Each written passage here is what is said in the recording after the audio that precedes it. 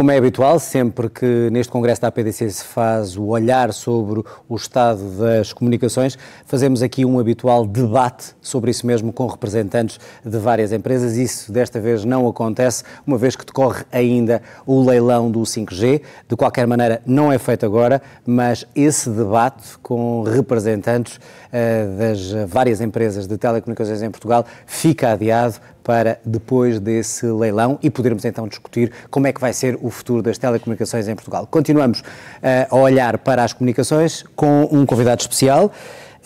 Vamos olhar para o futuro dos mídia, com um orador que é responsável pelas parcerias estratégicas com os meios de comunicação social do sul da Europa para o Facebook.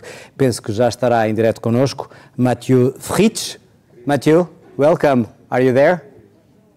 I'm there, thank you. How are you? Hi everyone. Great. Good, thank you. Everybody. Really delighted to be here.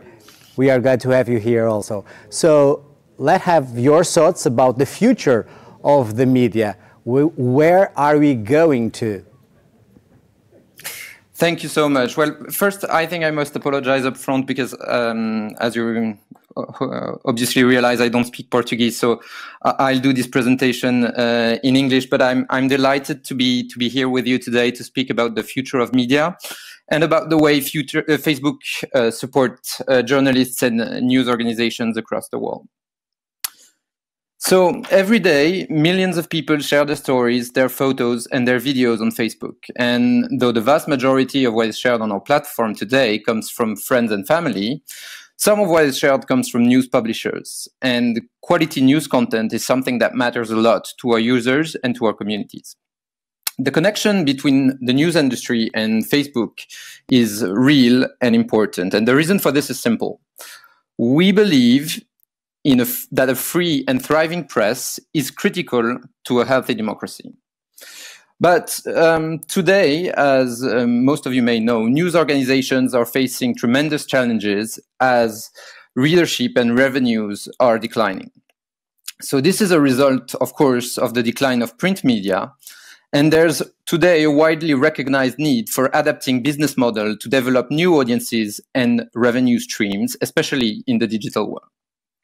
And these challenges are particularly acute for small, local, or emerging news organizations who often lack the resources available to large national and multinational, sometimes, media corporations. On top of this, we know that the current COVID-19 pandemic has hit publishers hard and has stressed the urgency to address those challenges. Over the past years, we have worked with publishers across Europe directly in order to develop products that assist them in developing revenue streams and sustainable business models by monetizing content, as well as enabling publishers to access new and diverse audiences. So I'd like to take a few minutes now to go over the different ways in which Facebook collaborates with news partners and why it matters. So the key to supporting journalism and working with the news industry is the dedicated team that we've formed to establish partnerships and to strategically address the challenges the industry is facing today. So there are four main ways in which this team is supporting news publishers. First, we invest in free tools and products that are specifically designed to drive revenue as well as readership for news publishers. By helping those publishers reach a wider audiences through this free distribution, as well as products that are dedicated to them, we believe that they can drive greater audience engagement and hopefully eventually supporting a greater business model. To reinforce this need to support these business models, we also run specifically designed programs and trainings that go beyond publishers' capacity to use our platforms and our tools, but we provide them with international expertise so that they can grow different areas of their business. And last but not least, we are committed to improving the quality of content and the integrity of our platform so people can be connected to news that they trust, which is extremely important. So we want to work with and for news businesses to build a sustainable future for journalism together. And we do this because of the important role news plays for our communities, not because of the commercial value that news has being on our platform by itself. So let me zoom in on a few different aspects here. First of all, revenue tools and strategy. So we know that news publishers are innovating to create sustainable business models that fund quality journalism.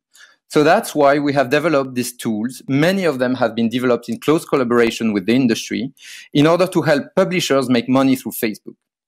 So we do recognize that a one-size-fits-all solution probably wouldn't work in such a diverse industry with so many different players. And so it's up to each individual news organization to decide which tools make sense and drive value for their business. So to give you an example, we worked very closely with Expresso in Portugal to enable their capacity to recruit new subscribers directly through Instant Article. So Expresso uses Instant Article, which is a feature that allows publishers to render their news article directly into the Facebook app. And this increases the load time of an article significantly and provides a great experience for users. But in the case of Expresso, when Facebook users want to access their premium content directly from Facebook, they can hit a paywall directly within Instant Article. And so users can subscribe directly to the publication within the app. The transaction is owned by the publisher, who keeps a direct relationship with the customer. And of course, they retain 100% of the subscription revenue. So another key way news organizations can get value from Facebook is by using tools on our platform to drive greater audience engagement, or to find new audiences, or to build their brand. For example, tools such as Facebook Live, or live polls, or stories, or Facebook groups who enable communities to form around shared interests that are meaningful to them. We also provide tools that deliver audience insights that are really important for publishers, such as CrowdTangle or performance insights. We know that many media organizations value these tools a lot. And indeed, most of them have created dedicated teams of social media strategists whose primary job is to make use of these tools to increase engagement and develop new sources of revenue. So a prime example of this is the use of CrowdTangle, which is a Facebook-owned analytics tool, by the Portuguese DigiPub Observador. So Observador is using CrowdTangle, of course, on a daily basis, but they use CrowdTangle in a very specific moment, which was the final weeks of the election campaign that happened in Portugal in 2019. So Observador featured the CrowdTangle live display as a real-time talking point for political news stories, and their social media team shared updates on how parties and politicians were doing on social media, and they created content around this, which they shared on their Facebook page. So the result of this strategy is that through these 4 weeks prior to the election in Portugal, they saw more than an 80% increase in engagement across their various Facebook and Instagram pages. And they saw also their follower count on their pages grow by a significant amount. So this is an example of a good use and of how we can partner with publishers in Portugal to deliver value. And while we know that products on the Facebook platform, deliver value and revenue to news organizations, and those are important, as I said, we're also working with the news industry outside of this digital space to innovate and to adapt their business model to meet the challenges of digital transformation. And this is a key component to Facebook's long-term commitment to the entire news ecosystem and to a healthy future for media. So, as a partner in this ecosystem, our commitment is to support journalists and news organizations and to support the importance of their work within our societies and communities. So, our efforts in that space are really wide-ranging. They include investment in training, as I said. Last year, we trained over 13,000 journalists in 46 countries in 14 languages in person, and another 100,000 through online training.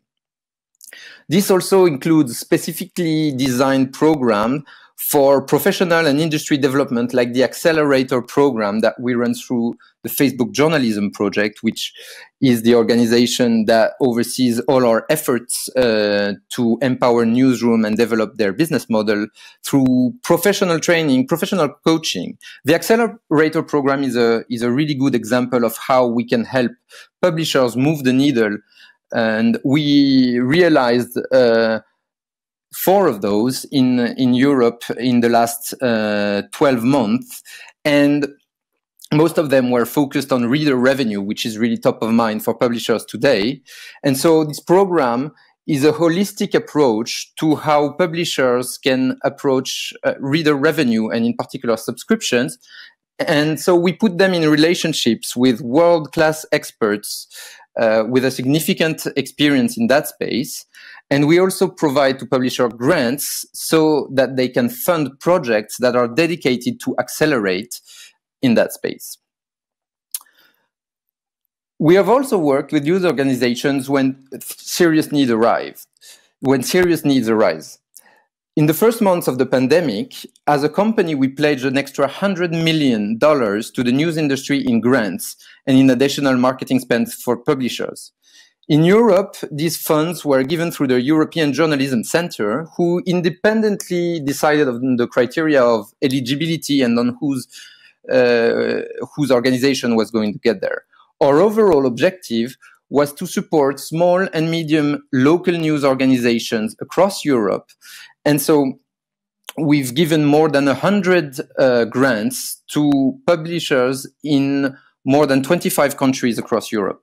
In Portugal, for example, these funds were channeled to Sul Informação, Mediotejo.net, or Jornal Almadense, for example. And last but not least, we've worked with partners on dedicated grant programs to support news innovation. So a good example of this is the support we get to Messagem, a local community news project that is based in the A Brasileira Café in downtown Lisbon. So this project is based on the principles of constructive journalism with the goal of connecting the local communities to the topic that matter to them.